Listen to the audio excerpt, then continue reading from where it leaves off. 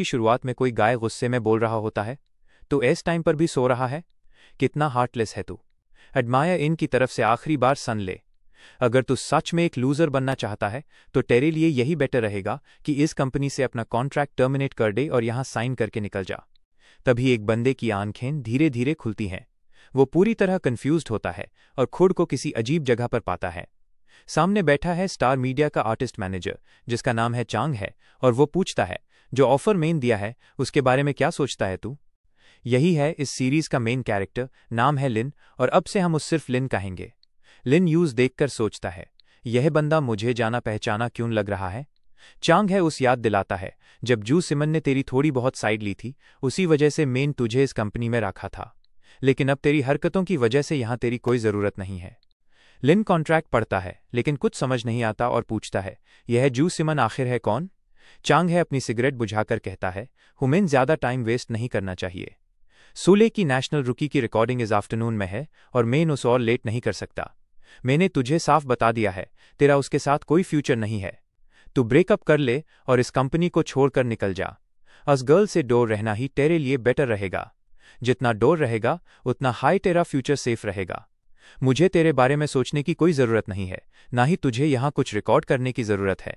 अब तू यहां से जा सकता है। इससे पहले कि कोई आकर तुझे किक मारकर बाहर फेंक दे, खुद ही अपने पैरों से निकल जा। यही तेरे लिए बेटर होगा। लिन यूज देखता है, साई करता है और कहता है इस नए नेम का कोई एंड ही नहीं है। चांग है दरवाजा खोलता है और कहता है यही तेरे लिए बेटर रहेगा। लिन साई करते हुए सोचता है मुझे इस यूजलेस चीज को क्यों झेलना पड़ रहा है। वो खुद के बारे में सोचने लगता है, लेकिन अचानक उस होश आता है और वो कहता है मेन हून कौन? मेन कहाँ का बंदा हून? तभी उसके पस्त की थोड़ी जानकारी दी जाती है। वो बताता है यह वर्ल्ड अर्थ से सिमिलर है, पैरेलल वर्ल्ड कह सकते हो, लेकिन कंप्लीटली डिफरेंट है। दिखने या काम करने में भाले एक जैसी लाग, लेकिन जो इवेंट्स मेरी पास्ट लाइफ में हुए थे और जो यहां हो रहे हैं वो टोटली डिफरेंट हैं। ये टाइम एंड स्पेस अर्थ से सिमिलर है लेकिन पूरी तरह अलग है। यहाँ का एंटरटेनमेंट वर्क अर्थ से बिल्कुल अलग है। और इसका नाम लिन है जो एक फील्ड सिंगर है। इस पैरेलल वर्ल्ड में लिन ने अपने साथ सिंगिंग करियर की शुरुआत की थी और जगह जगह पर परफॉर्मेंस देता था। स्टार मीडिया कंपनी में आने के बाद जो बंदा अभी यहाँ से गया है वो मैनेजर चांग है जो आर्टिस्ट मैनेजर है और उसी के लिए मेन काम करता था। जिस जू सिमान की बात हो रही थी वो लड़की और कोई नहीं बल्कि लिन की गर्लफ्रेंड थी, लेकिन अब वो एक्स गर्लफ्रेंड है। और सूले की बात हो रही थी जो न्यूकमर है, जो नई रिकॉर्डिंग के लिए जा रहा है। मैनेजर के हिसाब से वो बैंडा फ्यूचर में काफ़ी ज़्यादा पॉपुलर होने वाला है और वो लिन की पोजीशन को पूरी तरह रिप्लेस कर देगा, चाहे वो उसका करियर हो या उसकी लव लाइफ यानी उसकी गर्लफ्रेंड। स्टार्टिंग पॉइंट पर लिन ने हर जगह काम करना शुरू किया था। उसने बहुत मेहनत की, बहुत पैसा जुटाया और जगह जगह पर गाना भी गाया था और यूएस पैस का इस्तेमाल जू साइमन को सपोर्ट करने के लिए किया ताकि use legend conservatory music academy में एडमिशन दिला सके। लेकिन इतना सब करने के बाद भी यूएस लड़की ने लिन को धोखा दे दिया और उस छोड़ दिया और इस कंपनी से भी निकाल दिया गया। यह बात जब लिन को पता चलती है जो इस बॉडी में आ चुका है दूसरा वाला बंदा, तो यह बात तो साफ है कि यह बंदा दूसरी दुनिया से आया है। जब उस पूरी लाइफ के बारे में पता चलता है तो वो शॉक होकर कहता है तुम्हारी जिंदगी तो बहुत पेनफुल थी, वो मुझे माफ कर देना। ये बंदा तो मेन है हूं, क्योंकि मेन ही तुम्हारी बॉडी में आ चुका हूं। और वहां से जाते हुए कहता है अ फ्लैट इसके बारे में भूल जाओ। मेन यहां और ज्यादा नहीं रुकना चाहता क्योंकि यह जगह बहुत बोरिंग लग रही है मुझे। अब जब मुझे एक नया मौका मिला है एक नई जिंदगी जीने का तो मुझे डिफरेंट सर्कल ट्राई करना चाहिए। अब मेन हर बार एंटरटेनमेंट इंडस्ट्री में नहीं रहना चाहता। तो गाइज एक और बात बता दूं कि यह जिस दुनिया से आया है वहां भी यह एंटरटेनमेंट इंडस्ट्री का सिंगर था। और जैसे ही वो अस रूम से बाहर आता है तो वूडू लोगों को बाहर निकलते हुए देखता है, और यह दोनों और कोई नहीं बल्कि वही हैं जिन्होंने लिन की गर्लफ्रेंड और उसकी पोजीशन को रिप्लेस कर लिया है।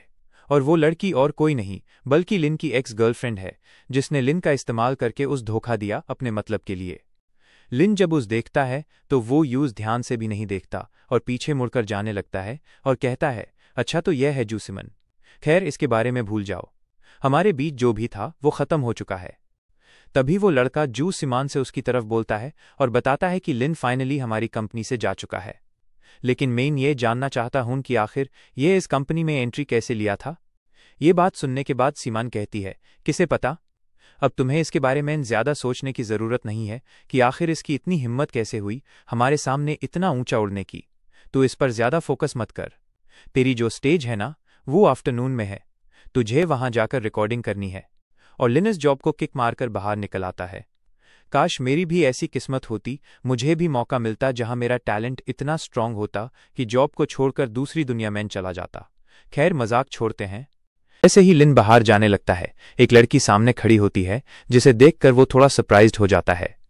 तभी हुमेन बताया जाता है कि यह लड़की जू है, जो जू सिमान की मैनेजर है, और वो लिन को बुलाती है।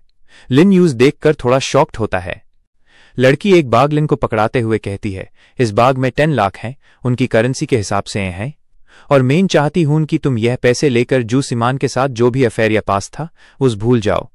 आज जब लिन को इतने फ्री के पैसे मिल रहे हैं और वैसे भी अन दोनों के बीच कुछ बनने वाला नहीं था, तो लिन खुश होकर कहता है, यह तो काफी रिफ्रेशिंग है, और मुझे तो याद भी नहीं कि यूएसएस लड़की के साथ मेरा कोई सीन था, तो मैं यह पैसे क्यों न ले लूं यहां से, अपनी लाइफ तो सही हो जाएगी। लड़की लिन का यह रिप्लाई सुनकर शॉक्ड हो जाती है, और जब लिन उस एज रिएक्ट करते देखता है तो कहता है, कोई प्रॉब्लम है क्या, तुम भी तो यही चाहती थी। लड़की कहती है, तुमने बिल्कुल सही कहा, वैसे एक और बात, तुम्हें नेशनल लकी के मैटर को भी भूलना होगा। लेकिन लिन डायरेक्टली माना करते हुए कहता है, तुम इसके बारे में सोचो भी मत, मैं अभी भी पार्टिसिपेट करना चाहता हूं। यह सुनकर लड़की अनॉयड हो जाती है और कहती है, कंपनी ने कभी तुम्हारे लिए कोई सॉन्ग प्रिपेयर नहीं किया है, तो तुम स्टेज पर क्या गाने वाले हो, क्या परफॉर्म करोगे? तुम्हें इतनी जबरदस्ती करने की जरूरत नहीं है, ना ही स्टंट बनने की जरूरत है। लिन वहां से जाते हुए कहता है, तुम्हें मेरे बारे में सोचने की कोई जरूरत नहीं है। फिर वो अस कंपटीशन के पास पहुंचता है, जहां बैठकर सोचता है कि जब मैं अब इसकी बॉडी में आ चुका हूं और यह दुनिया पूरी तरह डिफरेंट है, तो मेरी ओरिजिनल वर्ल्ड के जो सॉन्ग्स हैं वो यहां मौजूद नहीं होंगे, और मुझे यह भी नहीं पता कि इस बॉडी का रियल ओनर कब वापस आएगा। लेकिन मुझे पूरा भरोसा है कि अगर तुम वापस भी आओगे तो तुम कभी भी एज मौके को मिस नहीं करोगे स्टेज पर खड़े होने का। और मुझे भी स्टेज से गुड बाय कहने के लिए कोई बहाना चाहिए था और एक सॉलिड परफॉर्मेंस देनी थी, ताकि मैं अपनी प्रीवियस लाइफ की दुनिया से दूर भाग सकूं। और वो यूएसएस लड़की की बात याद करता है, जहां वो कह रही थी, तुम बहुत स्टबर्न हो। और तभी लिन के दिमाग की लाइट जलती है और वो अपने सॉन्ग का नाम राख देता है, आई एम स्टबर्न, और उसी गाना पड़ता है वही सॉन्ग। तभी उसकी परफॉर्मेंस की बारी आती है और वो अपना परफॉर्मेंस शुरू करता है, और बाकी के जजेस वहां मौजूद होते हैं। जैसे ही लिन अपनी परफॉर्मेंस शुरू करता है और उसके गाने की लिरिक्स स्क्रीन पर आती हैं, तो लोग हैरान रह जाते हैं। कोई कहता है, आई एम स्टबर्न, ये गाना मैंने पहले कभी नहीं सुना, क्या यह पॉसिबल है कि इस बंदे ने खुद से लिखा है? इसका टेस्ट तो सच में बहुत सॉलिड है, चलो देखते हैं यह गाता कैसे है। लिन गाना शुरू करता है, और जैसे ही उसकी आवाज पूरे हॉल में गूंजती है, सारे लोग उसके फैन बन जाते हैं। जू सिमान भी उस सुनते हुए शॉक होती है और कहती है, यह बंदा इतना अच्छा कैसे हो गया? तभी मैनेजर कहता है, तो इतना पैनिक मत हो, इसमें कोई सेंस नहीं बनता। मुझे लगता है गाने की शुरुआत अच्छी है, लेकिन आगे का पूरा सॉन्ग बेकार होगा। लिन को इन बातों से बिल्कुल फर्क नहीं पड़ता। वो गाना जारी रखता है, और जैसी जैसी लिरिक्स आगे बढ़ते हैं, सब लोग शौक से भर जाते हैं। कोई कहता है, इसके वर्ड्स इतने पावरफुल हैं कि यह सीधे दिल पर लगते हैं, और उसकी सिंगिंग की इंटेंसिटी बढ़ती जाती है। लिन इतना खो जाता है कि किसी पर ध्यान नहीं देता, और गुस्से में आकर अपना गिटार जमीन पर डे मारता है, जिससे वो टूट जाता है, और वहीं उसकी परफॉर्मेंस खत्म होती है। सब लोग स्टक रह जाते हैं। लिन मिक उठाता है और आखिरी लाइंस बोलता है, सबको लगता था मैं बस एक लूजर हूं, पर अब देखो, यह मेरी पहचान है, आई एम स्टबर्न। लिन जोर जोर से चिल्लाता है और पूरा स्टेडियम खुशी से गूंज उठता है। उसकी परफॉर्मेंस इतनी तगड़ी होती है कि पूरा स्टेडियम लिटरली हिल जाता है।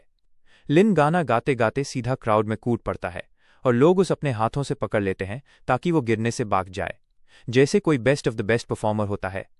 लिन अपनी पुरानी लाइफ को फाइनल बाय कहता है, और उसकी स्माइल देखकर सबको समझ जाता है कि वो सच में फ्री हो चुका है। पूरा स्टेडियम पागलों की तरह उसका नाम चिल्ला रहा होता है। तभी एक जज खड़ा होता है और आंखों में चमक के साथ कहता है, तुम सच में ऑसम हो, तुम्हारी वॉइस में इतना टेंशन और पावर था, मैंने इतने टाइम से ऐसा गाना नहीं सुना। इसमें कोई डाउट नहीं कि तुम्हारा सॉन्ग सुपर पॉपुलर होने वाला है और पूरी दुनिया को हिला देगा। लिन को सारे राइट टिक अप्रूवल मिल जाते हैं, और लोग उस दोबारा गाने के लिए कहने लगते हैं। उसकी फेवरेबिलिटी इतनी बात जाती है कि वो दूसरा बंदा जिसने लिन की पोजीशन ली थी, वो जल भूनकर रेज में आ जाता है और चिल्लाता है, यह कैसे पॉसिबल है? इसके पास इतना अच्छा गाना कहां से आया? ऐसा सॉन्ग तो सिर्फ टॉप प्रोड्यूसर हाई लिख सकता है। तभी जज लिन से कहता है, मैं उम्मीद करता हूं और इस बात को लेकर कॉन्फिडेंट हूं कि बाकी के सारे जजेस और म्यूजिक कंपनीज के दिमाग में सिर्फ एक ही सवाल होगा। और मैं इन सब की तरफ से तुमसे यह पूछना चाहता हूं कि क्या तुम एक इंडिपेंडेंट म्यूजिशियन हो या फिर साइंड आर्टिस्ट, मतलब किसी कंपनी के लिए काम कर रहे हो या अपने रूल पे चल रहे हो। लिन बिना किसी रुकावट हेजिटेशन के अनाउंस करता है, आज सुबह मुझे स्टार मीडिया कंपनी से निकल दिया गया है। मैं इस कंपनी का आर्टिस्ट हुआ करता था, लेकिन स्टेज पर आने से जस्ट पहले मेरा कॉन्ट्रैक्ट टर्मिनेट कर दिया गया। इसलिए अब जब मैं यहाँ खड़ा हूं तो मैं एक इंडिपेंडेंट म्यूजिशियन हूं। ये सुनते ही पूरा हॉल स्टन हो जाता है। जज शॉक होकर कहता है, तुम्हारा सिंगिंग लेवल इतना हाई है, तुम्हारा सॉन्ग इतना पावरफुल है कि मुझे यकीन ही नहीं होता कि किसी कंपनी ने तुम्हें चूज नहीं किया और किसी ने तुम पर गिव अप कर दिया। लिन यूज शांति से कामली जवाब देता है, तुम जो सिंपैथी दिखा रहे हो उसके लिए थैंक्स, और मेरे सॉन्ग को पसंद करने के लिए भी।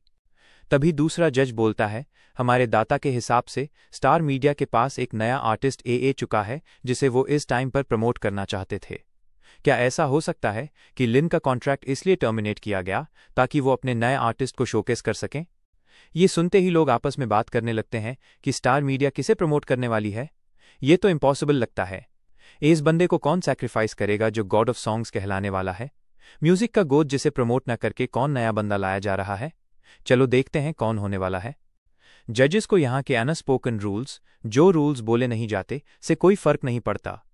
लिन सबकी तरफ देखता है और कहता है, मैं इस बात को लेकर सुरे नहीं हूं, लेकिन अब जब मेरी परफॉर्मेंस फिनिश हो चुकी है और जो स्टेज मुझे बिलोंग करती थी वो अब कंप्लीट हो चुकी है, तो मैं इन सबको इस फॉलो प्रोग्राम को एंजॉय करने के लिए कहना चाहूंगा।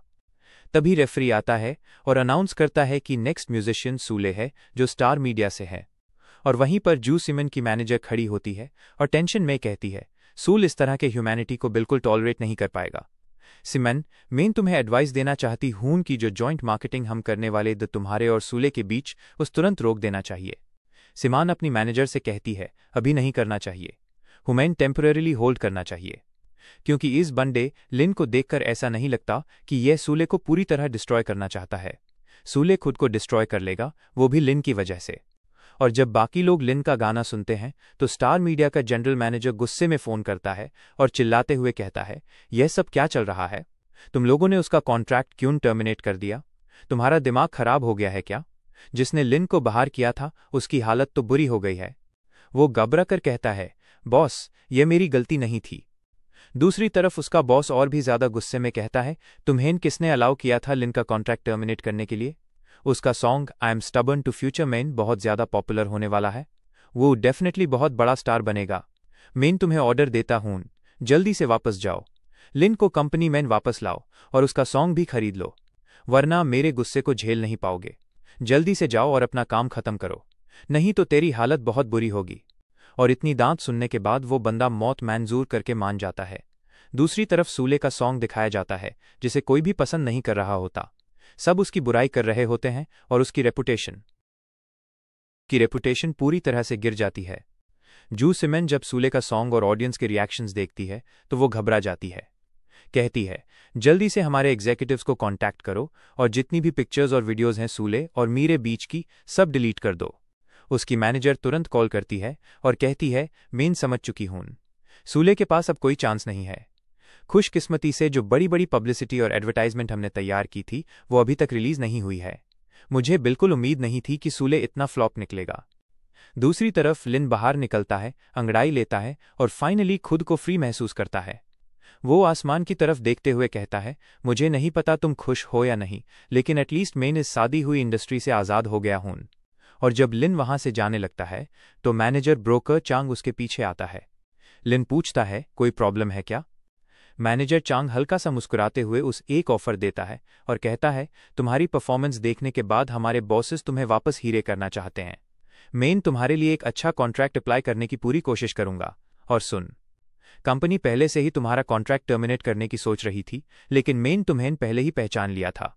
तुम्हारा टैलेंट मैं एक नज़र में देख लिया था, इसलिए मैं वापस अग्रीमेंट करने आया हूं और कंपनी की तरफ से तुम्हें फिर से ज्वाइन करवाना चाहता हूं और तुम्हारे लिए कई सारे रिसोर्सेज भी प्रोवाइड करूंगा। ये सुनकर लिन कहता है, ब्रोकर चांग, मुझे कई चीज़ें याद आ रही हैं जो यूएसएस मॉर्निंग में तुमने मुझसे कहा था, वो मुझे अब भी परफेक्टली याद है। यह सुनते हाय उस बंदे की हालत खराब हो जाती है। वो घबरा कर कहता है, वो बस एक मिसअंडरस्टैंडिंग थी, लिन, तुम्हें इसकी चिंता करने की जरूरत नहीं है। जब तक तुम अपनी गर्दन हिला दोगे, हान कर दोगे, मेन प्रॉमिस करता हूं, जो चाहिए वो सब प्रोवाइड करूंगा और तुम बहुत जल्दी पॉपुलर भी बन जाओगे। उनका ऑफर लिन को लालच देने लगता है। अगर तुम हमारे साथ कॉन्ट्रैक्ट फिर से बना लेते हो तो मेन गारंटी देता हूं, तुम्हारी मंथली सैलरी 5000 रहेगी और साथ में इकोनॉमिक कॉन्ट्रैक्ट भी मिलेगा, वो भी 3rd टियर आर्टिस्ट का। लिन सोचते हुए कहता है, जो प्राइस टैग तुम दे रहे हो वो हर्ट नहीं करता, लेकिन सिर्फ 5000 दे रहे हो। मैनेजर चांग तुरंत रिएक्ट करता है, नहीं नहीं, हम इस पर और डिस्कस कर सकते हैं। मुझे पता है तुम ज्यादा रिच नहीं हो, तो कैसा रहेगा अगर मेन तुम्हें 5000 की जगह 8000 दे दूं और तुम्हारे सॉन्ग के शेयर्स भी अलग से कैलकुलेट होंगे। लिन यूज शांति से कामली जवाब देता है, मुझे नहीं लगता यहां कुछ भी डिस्कस करने लायक बचा है। मैनेजर चांग गुस्से में आकर चिल्लाता है, तेरी तो ऐसी की तैसी। लिन, इस तरह हीरो बनने की कोशिश मत करो। तुम्हें जल्दी से हमारी कंपनी के साथ कॉन्टैक्ट बनाना होगा, यही तुम्हारे और तुम्हारी लाइफ के लिए बेटर रहेगा। और वो फोर्स करने लगता है। लिन यूज समझाते हुए कहता है, चांगहाई, तुम्हें एक बात समझनी होगी। जब तुम किसी से हेल्प मांग रहे हो तो नॉर्मल तरीके में इस तरह गुस्सा नहीं दिखाते। यूएस इस टाइम तुमने मुझे इग्नोर किया था और फ्रैंकली मुझे तुम बिल्कुल भी पसंद नहीं हो, इसलिए तुम यहां आए हो तो वापस चले जाओ, यही बेटर रहेगा। अब मुझे घर जाना है और रेस्ट करना है। मेन बहुत थक गया हूं, क्योंकि हर कोई इस टाइम पर नहीं सो सकता। तुम्हें नहीं लगता ऐसा? ये कहते हुए लिन वहां से निकल जाता है और अपने घर पहुंचता है। जैसी वो सोने की कोशिश करता है, अचानक उस किसी सॉन्ग की आवाज सुनाई देती है, जिससे वो सो नहीं पाता और कहता है, अ फ्लैट कौन है? फिर पता चलता है कोई उसके दरवाजे पर आया है। जैसे ही आंखें खोलता है वो शॉक हो जाता है, क्योंकि सामने एक बहुत ही ब्यूटीफुल लड़की खड़ी होती है और वो सरप्राइज होकर कहता है, अ फ्लैट, तुम कौन हो? लड़की अंदर आती है और ह्यूमेन उसका इंट्रोडक्शन मिलता है। उसका नाम है सुनजाए, जो लिन की लैंडलॉर्ड है, इस घर की मकान मालिक। और वो लिन से कहती है, तुम्हें मेमोरी लॉस का बहाना करने की कोई जरूरत नहीं है। लिन को सब याद जाता है और वो कहता है, मिस सन, आप यहाँ क्या कर रही हैं? जैसे आप पहले ब्यूटीफुल थी, अब तो और भी ज्यादा ब्यूटीफुल हो चुकी हैं। मैं सच में बहुत शौक में हूं और आपको पहचानने में फेल हो गया था। इसी कंफ्यूजन में मिस सन अंदर आती है और कहती है, तुम्हें नहीं लगता तुम थोड़ा ज्यादा एक्टिंग कर रहे हो? मिस सन गुस्से में कहती है, तुम यह मत सोचो कि बीमार होने की एक्टिंग करके मेन तुम्हारा रेंट माफ कर दूंगी। तुम्हारे ऊपर 3 महीने का किराया पहले से चढ़ा हुआ है और अगर तुमने पे नहीं किया तो मेन रोज तुम्हारे घर आऊंगी। क्या तुम कुछ छुपा रहे हो? क्या तुम्हें मुझ पर ट्रस्ट नहीं है? मैं इंसाफ कह रही हूं, अगर पैसे नहीं दिए तो मेन तुम्हें घर से निकल दूंगी। इतना सब कहने के बाद भी जब मांगा गया और मैनेजर ने फिर गेम खेला, लिन कोई रिप्लाई नहीं देता, तो मिस सन शॉक होकर हैरान होकर पूछती है, तुम मेरी बातों का जवाब क्यों नहीं दे रहे? तभी लिन अपना बैग खोलता है। मिस सन गुस्से और हैरानी से चिल्लाकर कहती है, वेट, तुम मुझे वेट करने को कह रहे हो? मैं इन 3 महीने से इंतजार कर रही हूं। अगर तुम इस घर में रहते हुए साफ और हाइजीनिक नहीं होते तो मेन तुम्हें कब का निकाल चुकी होती। लिन मुस्कुराते हुए हल्के से कहता है, सॉरी मिस, जो 3 महीने का किराया था मेन वो देना चाहता हूं, आप चेक कर सकती हैं। और वो पूरे पैसे उस दे देता है। मिस सन तो एकदम स्टन डैंग हो जाती है। हैरानी में आंखें बड़ी करके पूछती है, तुम अचानक इतना पैसा क्यों दे रहे हो? क्या तुम्हारा यहां रहने का प्लान बदल गया है? लिन बड़ा शांत और दुख भरी आवाज में कहता है, मिस सन, मेन भी अनएम्प्लॉयड बेरोजगार हूं और जिसने अपना प्यार भी खो दिया है। ये बस एक कॉम्पनसेशन है जो मेन आपसे लिया था, यूज मेन वापस कर रहा हूं और जो आखिरी पैसे बचे थे वो भी दे दिए। एक डांट और आंख की फील आनी चाहिए। मिस सन की आवाज में थोड़ी सॉफ्टनेस, नरम दिल आती है। वो अफसोस से कहती है, तुम्हारी जॉब और गर्लफ्रेंड दोनों तुम्हें छोड़ चुकी हैं। तुम्हारी दुर्दशा, मिजरेबल लाइफ और कितनी खराब हो सकती है, वो भी इतनी यंग एज में। फिर वो खड़ी होती है और थोड़ा कंफर्ट देते हुए कहती है, अब फ्लैट जब मेन किराया कलेक्ट कर लिया है तो मेन ज्यादा देर नहीं रुकूंगी। अगर तुम्हें नौकरी ढूंढने, जॉब ढूंढने में कोई प्रॉब्लम हो तो मुझसे मिल सकते हो। लिन यह सुनकर खुद से हैरानी और खुशी में कहता है, अच्छा, तो अब मुझे जॉब ढूंढनी पड़ेगी। अब क्या करना चाहिए? तभी मिस सन मुड़कर यूज पुकारती है, बुलाती है। लिन सरप्राइज होकर अचंभित होकर पूछता है, क्या मैटर है? मिस सन के हाथों में कुछ पैकेजेस होते हैं। वो थोड़ी रूखी आवाज में लेकिन दिल से कहती है, ये चीजें मुझे खाने में पसंद नहीं है और मेन इन्हें वैसे ही फेंकने वाली थी, तो बेटर होगा ये तुम राख लो। और वो सारे आइटम्स लिन के घर छोड़ जाती है। लिन की आंखों में प्यार और हैरानी होती है। वो कहता है, इसकी जुबान भले ही बहुत कड़क हो लेकिन इसका दिल बहुत सॉफ्ट है। तुम सच में इस बात को लेकर कंसर्न चिंता दिखा रही थी कि मेन अनएम्प्लॉयड हूं तो कहीं भूखा न मर जाऊं। और अगले ही पाल लिन आराम से बैठकर नूडल्स खाने लगता है। तभी उसका फोन बजता है। लिन मुंह में नूडल्स भरते हुए कहता है, कौन है बे? फिर किसी लड़की की वॉइस आती है जो थोड़ी इरिटेट होकर कहती है, मेन तुम्हारे घर के बाहर खड़ी हूं, क्या तुम बाहर ए सकते हो? लिन नूडल्स खाने में बिजी होता है और बेपरवाही से कहता है, हम बाद में बात करेंगे, फोन पर भी बात हो सकती है। अगर मेन नीचे आ गया तो इनका टेस्ट बिगड़ जाएगा। यह लिन का फुल एटीट्यूड है। यह सुनते ही सामने वाली लड़की का गुस्सा बाज जाता है। वो कहती है, हुमेन तुम्हें कहावत प्रोवर्ब बनाने की जरूरत नहीं है। मेन सीधे कहती हूं, लिन मेन उम्मीद करती हूं कि तुम हमारे साथ कॉन्ट्रैक्ट साइन कर सकते हो। अगर तुम हमारी कंडीशन से एग्री हो जाते हो तो मेन गारंटी देती हूं कि तुम और सिमान एक साथ प्यार में रह सकते हो। भाई साहब, नरेटर का शौक। पहले इसी मैनेजर ने दोनों को अलग किया था और अब जब लिन का गाना इतना मशहूर हो गया है तो फिर से यूज हासिल करना चाहती है। और उस ये भी पता है कि लिन सिमान को पसंद करता है और इतनी आसानी से यूज जाने नहीं देगा। पहले तो उसने सोचा था कि लिन सिमान के लिए बिल्कुल सूट नहीं करता, लेकिन अब जब उसने इतना सॉलिड सॉन्ग गा दिया है, उसका पोटेंशियल क्षमता बहुत ज्यादा है और वो उसकी मदद करना चाहती है ताकि फ्यूचर में ग्रो कर सके।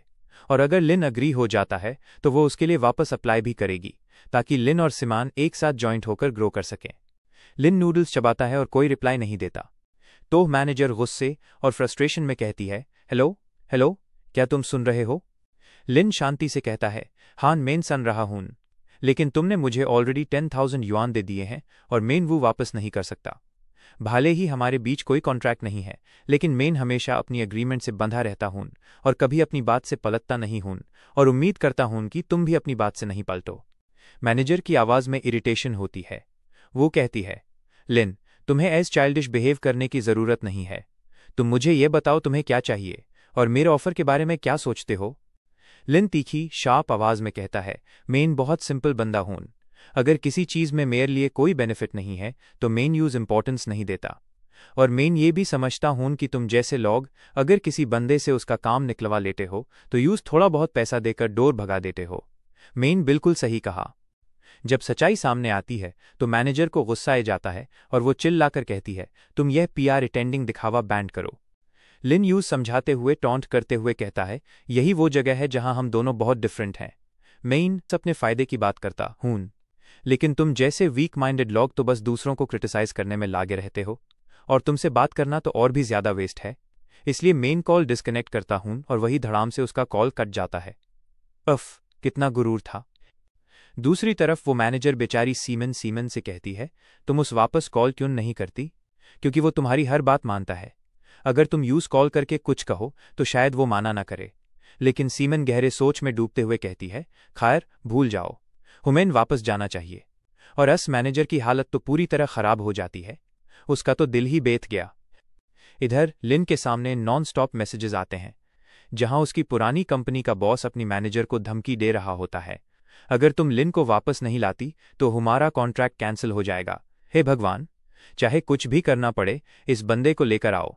लिन उस वक्त तो आराम से अपने बेड पर लेटा हुआ था। थोड़ी देर बाद उठकर लैपटॉप चेक करता है।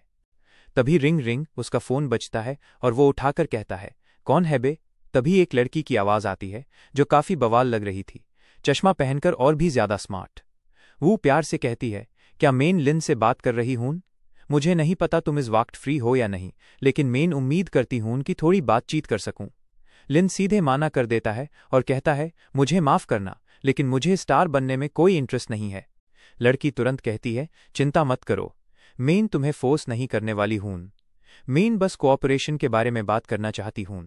जैसे तुम्हारा वो स्टबन गाना है ना, वो मुझे बहुत पसंद आया।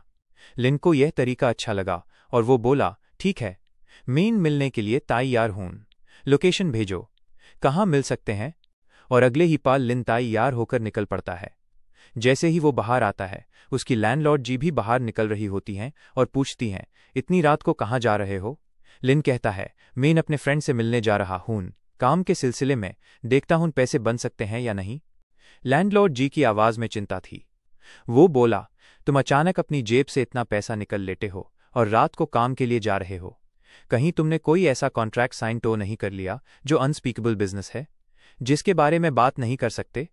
लिन थोड़ा सरप्राइज हुआ और सोचता है, मुझे इस तरह की बात करना अच्छा नहीं लग रहा है। फिर वो बोला, ये बात तो सच है, इस बारे में बात नहीं कर सकता, थोड़ा हार्ड है। लैंडलॉर्ड जी की आंखों में ममता छलक उठी। वो चिंता दिखाते हुए कहती हैं, तुम अभी भी बहुत जवान हो, तुम्हें ऐज काम नहीं करने चाहिए। मेन सुना है, अगर तुम ऐज पैसे वाले धंधे में फंस गए तो निकलना बहुत मुश्किल हो जाएगा।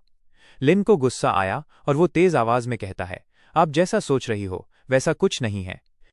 फिर लिन एड्रेस पर पहुंचे और बोला, यही वो कॉफी शॉप होनी चाहिए। तभी हुमेन वो लड़की दिखाई जाती है। उसने इंट्रोडक्शन दिया और कहा, हेलो, मेरा नाम फेंग जांग है, मेन शाइनिंग एंटरटेनमेंट कंपनी के कंटेंट डिपार्टमेंट में डायरेक्टर हूं, और तुम्हारा गाना मुझे सच में बहुत पसंद आया।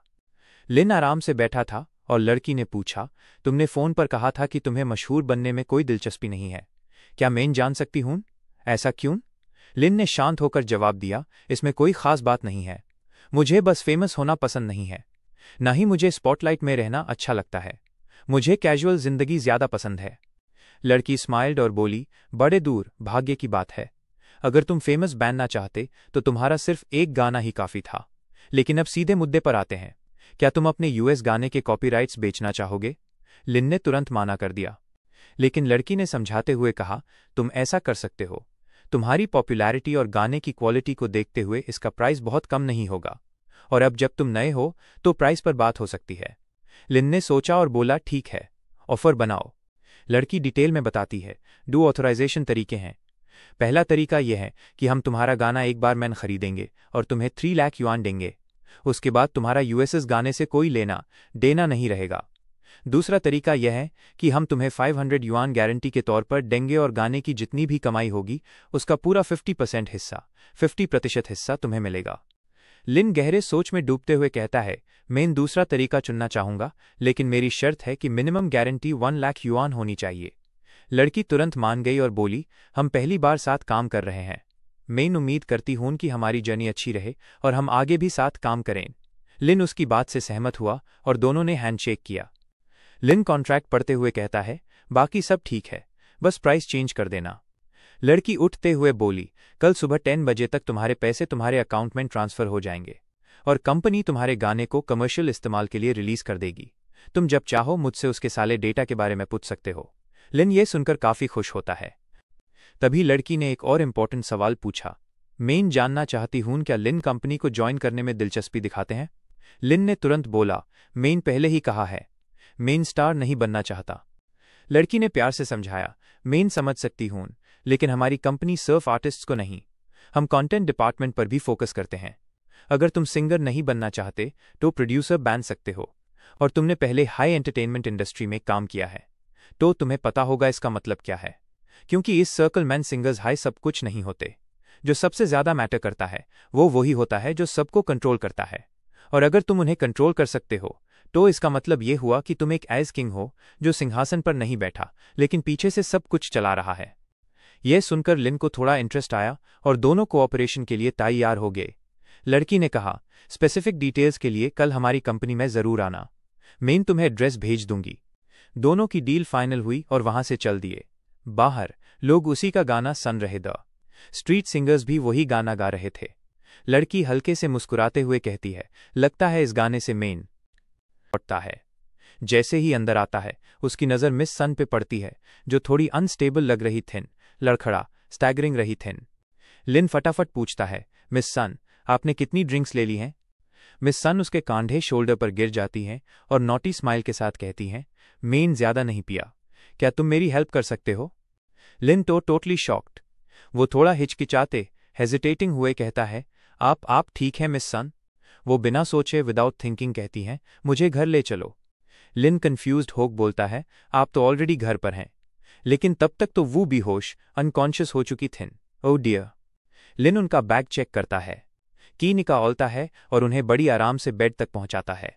थोड़ी फ्रस्ट्रेशन में लिन बोलता है, फ्लैट आपको कुछ नहीं करना है, मैं जा रहा हूं, आखिर इतनी ड्रिंक करने में क्या मजा आता है। लेकिन वेट, तभी मिस सन गर्मी हीट की वजह से अपने कपड़े इधर उधर फेंकने लगती हैं।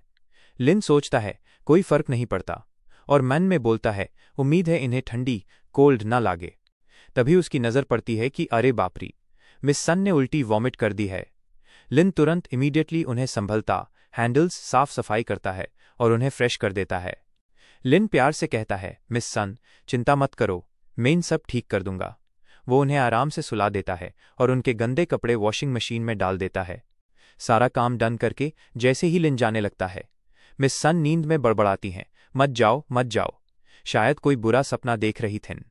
लिन एक नज़र देखता है, फिर चुपचाप साइलेंटली वहां से निकल जाता है, कहता है फ्लैट तुम्हें आराम करना चाहिए। अगली सुबह का राज। नेक्स्ट डे का सीन। लिन अभी भी अपने लैपटॉप में फुल ऑन लगा हुआ है और रिएक्शंस देख रहा है। लोग बस उसी गाने के बारे में बात कर रहे हैं। ये देखकर लिन सीरियस होके कहता है, ये इतना ईजी नहीं होने वाला। तभी उसका मोबाइल रिंग होता है, अननोन नंबर से। और लो जी, ट्विस्ट, अगला सीन। लिन आंखें खोलता है और जैसे ही हाथ आगे बढ़ाता है, उसका हाथ मिस सन की थाई पर गिर जाता है। हाथ? मिस सन यूज घूरने लगती हैं। लिन तो शॉक होके पूछता है, मिस सन, आप यहां क्या कर रही हैं? मिस सन कूल लुक में कहती हैं, मैं इस घर की लैंडलॉर्ड हूं और मेरे पास एक्स्ट्रा की होना कोई अजीब बात, स्ट्रेंज थिंग नहीं है। लिन प्रोटेस्ट करता है, मेरे रूम की आपके पास क्यों है? मिस सन टीज करते हुए कहती हैं, शायद तुम भूल गए हो कि यह पूरा घर मेरा है और मैं जब चाहूं अंदर आ सकती हूं। फिर वो लिन को घूर कर पूछती हैं, क्या तुमने कल रात मेरे साथ कुछ उल्टा सीधा किया था? कोट। लिन घबराकर कहता है, नहीं, मैंने बस आपकी हेल्प की थी, आपके कपड़े बदलने में। मिस सन रिलैक्स होकर कहती हैं, ठीक है, मुझे माफ कर दो। वैसे भी तुम्हारे पास इतनी हिम्मत नहीं है कि तुम मेरे साथ कुछ करने की सोचो। फ्लैट तुम क्या करने वाले हो? जॉब ढूंढने जा रहे हो? लिन बेड आराम से कहता है, नहीं, मैंने एक कंपनी से कॉन्टैक्ट कर लिया है और आज वहां जा रहा हूं। मिस सन आखिरी बात कहकर, ठीक है, अब मैं जा रही हूं, मुझे बहुत नींद रही है, चली जाती हैं। ड्रीम कंपनी का सफर। लिन कंपनी के डोर पर पहुंचता है और वो लड़की नीचे आकर कहती है, तुम सही टाइम पर आए हो, मेरे साथ ऊपर चलो, मैं तुम्हारे पैसे ट्रांसफर करवा देती हूं। दोनों लिफ्ट में बैठते हैं और वो बताती है कि 16th और 17th floor song writing department के हैं और तुम फ्यूचर में यही काम करने वाले हो। लेकिन क्या तुम सच में स्टार नहीं बनना चाहते? लिन तुरंत जवाब देता है, मैं इस बारे में बात नहीं करना चाहता। बिना प्राइवेसी की लाइफ किसी काम की नहीं है। मैं ये सब पहले जी चुका हूं। लड़की यूज ऑफिस का टूर कराती है और कहती हैं, यहां हर डिपार्टमेंट इंडिपेंडेंटली ऑपरेट करता है। Song writing, production, mixing, marketing, सब कुछ इन हाउस है। और अगर तुम चाहो तो सिर्फ सिंगर नहीं बल्कि प्रोड्यूसर, क्रिएटिव लीड या कंटेंट स्ट्रैटेजिस्ट की तरह भी ग्रो कर सकते हो। लिन चारों तरफ देखता है। हर तरफ लोग अपने सिस्टम्स पर दत्त कर काम में लाग हुए हैं। कोई बीट बना रहा है, कोई लिरिक्स फाइनल कर रहा है, कोई वीडियो क्लिप्स एडिट कर रहा है। लड़की डिटेल्स बताती है, तुम्हारा जो सॉन्ग है वो अब हमारी कंपनी की प्रॉपर्टी है और हम यूज ग्लोबली प्रमोट करने वाले हैं। तुम्हें उसका रॉयल्टी मिलेगा और अगर तुम चाहो तो नेक्स्ट सॉन्ग भी हमारे साथ बना सकते हो। लिन एक ही शर्त रखता है, मुझे बस इतना चाहिए कि मैं अपनी टर्म्स पर काम कर सकूं। कोई फोर्स प्रेशर न हो, कोई पब्लिसिटी का प्रेशर न हो। लड़की खुशी से कहती है, तुम्हारी टर्म्स हमारी मंजूर हैं और तुम्हारे लिए एक नया कॉन्ट्रैक्ट रेडी किया जाएगा जिसमें तुम्हारी प्राइवेसी, क्रिएटिव कंट्रोल और रॉयल्टी सब कुछ क्लियर रहेगा। लिन थोड़ा सोचकर कहता है, मुझे एक दिन चाहिए सोचने के लिए, लेकिन मैं प्रॉमिस करता हूं कि अगर मैं आया तो पूरी जान से काम करूंगा। लड़की प्यारी सी स्माइल के साथ कहती है, ठीक है, मैं तुम्हारा वेट करूंगी। अगर तुम यहां काम करते हो तो तुम फ्यूचर में यही काम करोगे, क्योंकि अगर तुम क्रिएटिविटी करना चाहते हो तो इंस्पिरेशन की बहुत ज़रूरत पड़ती है और तुम्हारे वर्किंग आवर्स बहुत फ्लेक्सिबल होंगे। ये तुम्हारे लिए रेस्ट रूम है। अगर तुम्हारा मैन नहीं करता काम करने का तो तुम यहां काम करने के बजाय खेल सकते हो और जब तक तुम अपना असाइन काम खत्म कर लोगे उसके बाद तुम कुछ भी करो, कोई फर्क नहीं पड़ता। सो खेलो, खाओ, पियो, ऐश करो। ये सुनकर लिन मन ही मन सोचता है, सैलरी कैसे कैलकुलेट होती है? तभी लड़की आगे बताती है कि बेसिक सैलरी $10,000 है और बाकी की सैलरी सॉन्ग शेयर्स के हिसाब से मिलती है। जब मैंने कंपनी ज्वाइन की थी तब मुझे 10% सॉन्ग सेल्स के शेयर्स मिलते था। लिन शुरू में ही कहता है, यह तो बहुत कम है।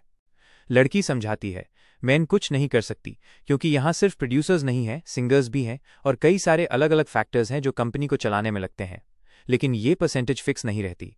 जब तुम सीनियर कंपोजर बैंड जाओगे तो तुम्हारी परसेंटेज काफ़ी इंक्रीज हो जाती है और अगर तुम सॉन्ग किंग बैंड जाते हो तो तुम्हारे लिए 100% रखना इम्पॉसिबल नहीं होगा।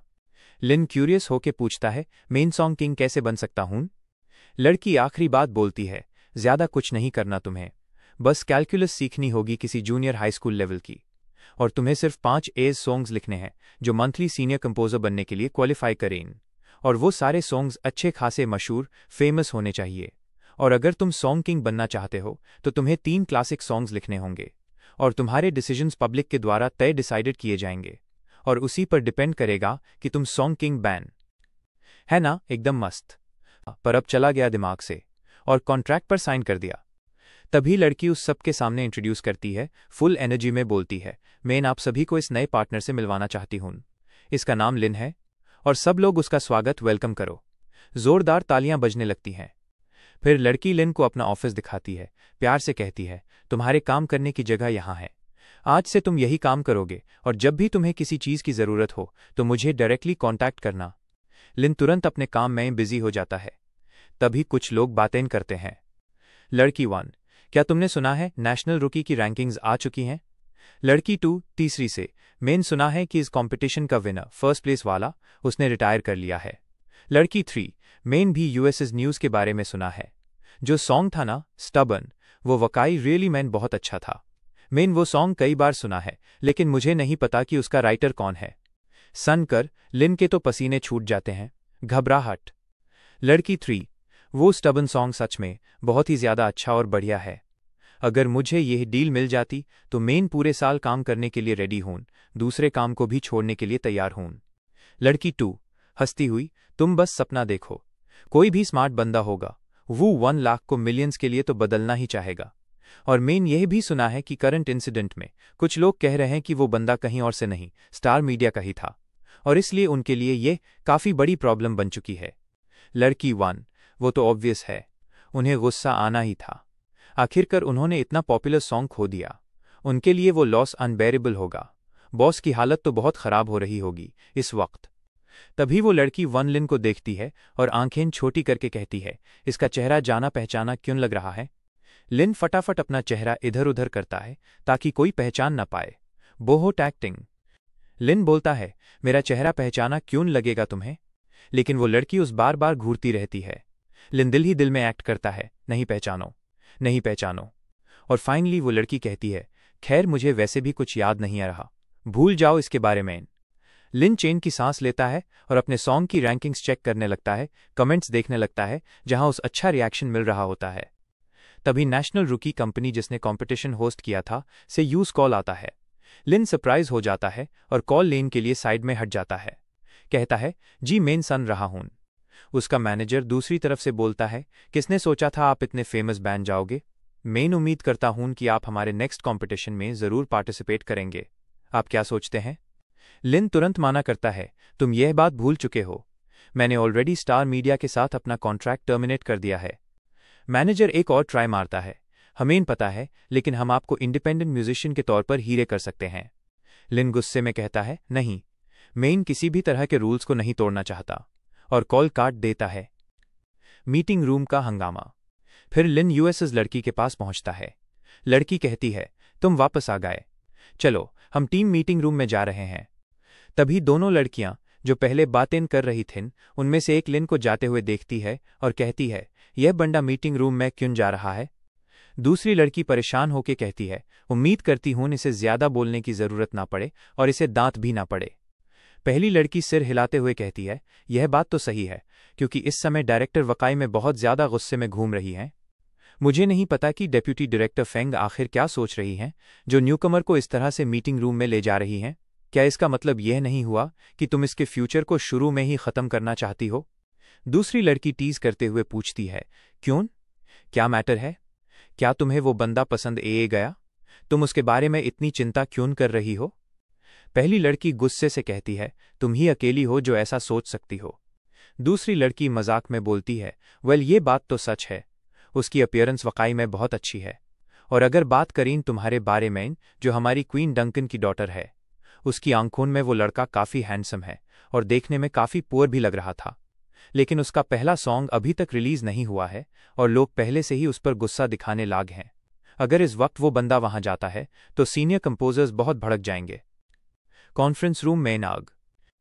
तभी कॉन्फ्रेंस रूम का सीन दिखाया जाता है जहां मैनेजर बहुत गुस्से में चिल्लाते हुए कहता है, तुम्हारे पास बिल्कुल भी टाइम नहीं बचा है, हमारे सीनियर कंपोजर्स यहाँ कुछ भी नहीं कर रहे हैं। यूजुअली देखा जाए तो मुझे तुम्हारे बारे में कोई फर्क नहीं पड़ता, लेकिन सही टाइम पर तुम्हें काम तो आना चाहिए। अगर तुम यहाँ से क्वाइटली निकलने की कोशिश कर रहे हो और ऐसा नोटिस कर रहे हो कि मेन तुम पर कोई नज़र नहीं रख रहा, तो सुनो, मेन तुम्हें आखिरी वार्निंग दे रहा हूं। अगर तुमने मुझे भाई वाला सॉन्ग नहीं दिया तो तुम्हारे लिए अच्छा नहीं होगा। तुम बस गार्बेज लिख कर देने में लाग हो। तुम्हें पता भी है कि एक थीम सॉन्ग लिखने में कम से कम 1 मंथ लग जाता है, लेकिन तुमने अभी तक एक सिंगल सॉन्ग भी नहीं दिया। लगता है तुम काम नहीं करना चाहते। अगर नहीं करना चाहते तो पहले फ्लोर से निकल जाओ। यहाँ वैसे भी क्लीनर्स और टॉयलेट साफ करने वालों की बहुत कमी है। तुम जाओ और टॉयलेट साफ करो। तभी एक बंदा डेप्यूटी डायरेक्टर फेंग से पूछता है, क्या ये नया रिक्रूट आपने हीरे किया है हमारे लिए? वो काम होकर कहती है, हाँ, इसने आज ही हमारी कंपनी ज्वाइन की है। और देखो कितना कुछ चल रहा है।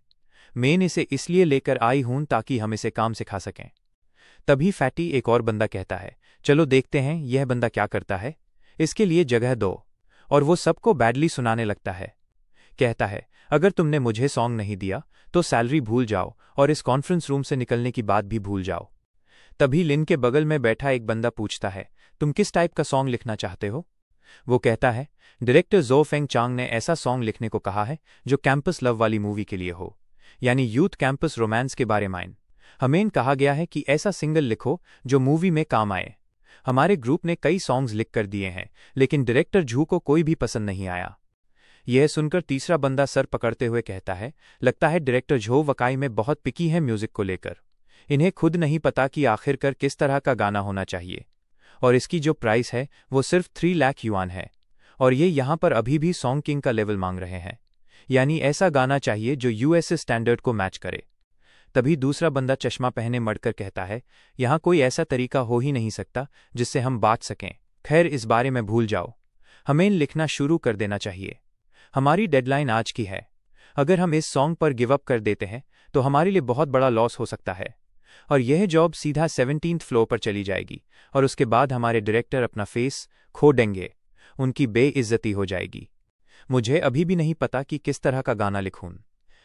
तभी लिन थोड़ा सोचता है और अपने दिमाग की बत्ती जलाता है, फिर अपना गाना लिखता है। होगा ना ये नेक्स्ट लेवल? लिन ने अब लिख दिया है।